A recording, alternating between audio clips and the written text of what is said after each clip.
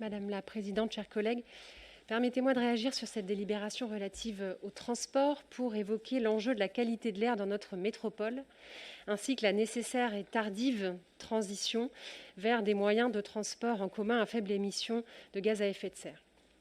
De fait, dans un article de presse du 15 octobre dernier, le vice-président en charge des transports, Mathieu Teurier, dont nous regrettons l'absence ce soir, se félicitait du déploiement d'une flotte 100% propre pour le réseau de transport en commun, non pas cette année, ni l'année prochaine, non pas d'ici 2025, mais à l'horizon 2030.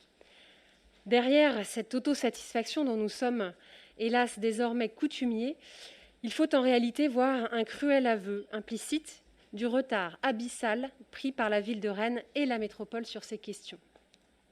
Depuis 2015, Rennes Métropole a fait le choix de ne plus acquérir de bus diesel, peut-on lire dans votre communication officielle. Or, nul volontarisme dans ce que vous présentez comme un choix, puisque Rennes Métropole s'est contentée de respecter les directives gouvernementales, à savoir une loi de 2015 qui encadre le renouvellement des flottes de bus en faveur de véhicules à faible niveau d'émission. Quelle folle audace de la part de votre majorité écolo-socialiste. Vous respectez la loi, une loi qui plus est votée par les socialistes. La vérité, c'est que dans notre métropole, jusqu'à mi-2018, il a fallu se contenter de simples bus diesel, les plus polluants du marché, car fortement émetteurs de particules fines, mais aussi et surtout d'oxyde d'azote, polluant très dangereux pour la santé, responsable de nombreuses maladies respiratoires. La métropole rennaise a donc accumulé un retard important en matière d'équipement roulant, jusqu'à détenir ce triste record de seule métropole de France en tout diesel en 2018. Toutes les autres villes comparables, ou même plus petites, avaient choisi depuis longtemps des bus beaucoup plus vertueux sur le plan de la protection de la qualité de l'air. Citons Lille, Nantes, Grenoble, Toulouse, Strasbourg, Quimper, Poitiers, Nice ou encore Marseille, qui lançait sa première ligne 100% électrique en 2016. Il a donc fallu attendre mi-2018, là aussi pour une simple expérimentation des bus électriques Bluebus, filiale du groupe Bolloré, sur une ligne, un parcours de 10 km et pour un coût pour le moins exorbitant, projet qui avait sans doute le mérite d'occuper une partie de la Jeunesse.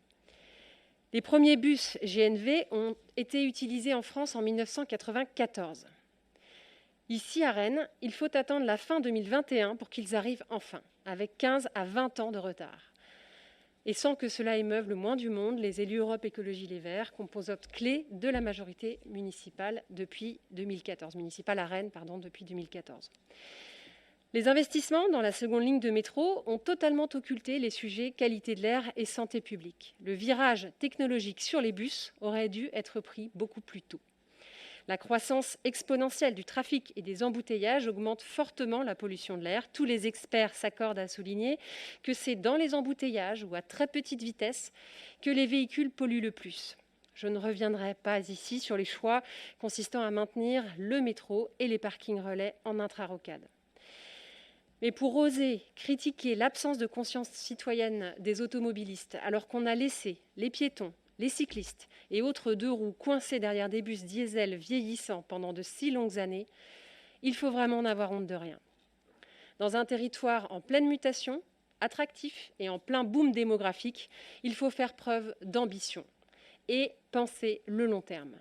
Avec l'adoption lente des bus électriques et l'arrivée très tardive du GNV, Rennes joue petit bras et perd une occasion d'être, comme elle le fut par le passé, à l'avant-garde. Pourquoi ne pas investir dans une véritable expérimentation sur des bus à hydrogène vert ? De très nombreuses villes dans le monde l'ont fait, mais aussi en France. Auxerre, Pau, Versailles, Lens, sans parler des projets confirmés à Lyon, Belfort, Saint-Brieuc ou encore Montpellier. Pour la protection de notre environnement, pour la santé publique de nos concitoyens, nous demandons moins de dogmes et de leçons, plus de courage et d'ambition.